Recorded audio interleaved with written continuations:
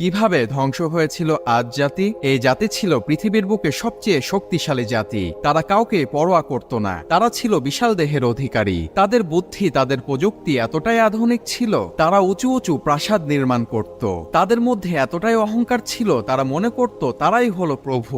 আর এই শক্তিশালী জাতির কাছে আল্লাহ তাআলা নবী হুদ আলাইহিসসালামকে পাঠালেন। হুদ আলাইহিসসালাম এই জাতিকে গিয়ে বলল, তোমরা আল্লাহ তাআলার ইবাদত করো, আল্লাহকে ভয় করো, তিনি তোমাদের স্রষ্টা, তিনি সকল শক্তির অধিকারী। এই কথা শুনে আদ জাতিরা বলল, তুমি একেবারেই বোকা এবং তুমি একজন মিথ্যাবাদী। তারা অহংকার করে বলল, আমাদের চেয়ে শক্তিশালী আর কে আছে?